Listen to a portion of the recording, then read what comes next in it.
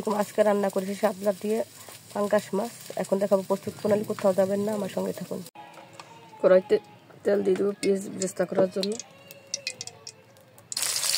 পেঁয়াজ বেরেস্তা হয়ে গেছে, আমি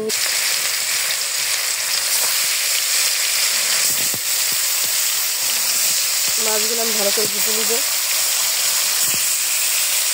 এক সাইড ভাজা হয়ে গেছে, মাছ ভাজা হয়ে গেছে, এখন নামিয়ে নিব। মরিচ কাটা দিয়ে দিব। সব মশলা আমি একত্রিত করে নিয়েছি, পানি দিয়ে মিক্স করে নিয়েছি। হলুদ, মরিচ,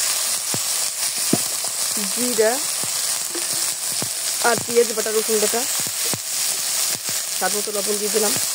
একটু মশলাটা আমি ভালোভাবে কষিয়ে নেব।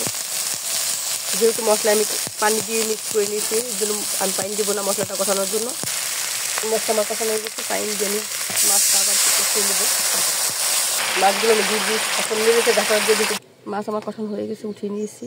ধুলেই পানি দিয়ে দিচ্ছি। পানিটা বড় করে উঠলেই আমি শাপলা দিয়ে দেবো। শাপলা এখন আমি দিয়ে দিয়েছি, বড় উঠে গেছিলো পানি। এখন আমি মাছ দিয়ে দেবো। তরকারি আমার রান্না প্রায় হয়ে গেছে। পেঁয়াজ বেরেস্তার জিরা বেটে আমি এখন দিয়ে দিলাম। 1 মিনিট জাল দিয়ে আমি নামিয়ে নেব। আমার বাচ্চার জন্য 2 পিস আলু দিয়েছি এখানে। শাপলা দিয়ে পাঙ্গাস মাছের ঝোল আমার রান্না করা হয়েছে। আজকে এই পর্যন্ত। আমার নতুন কোনো ভিডিও নিয়ে আপনাদের সামনে উপস্থিত হবো। সে পর্যন্ত ভালো থাকুন, সুস্থ থাকুন। আসসালামু আলাইকুম রহমতুল্লাহি ওয়া বারাকাতুহু।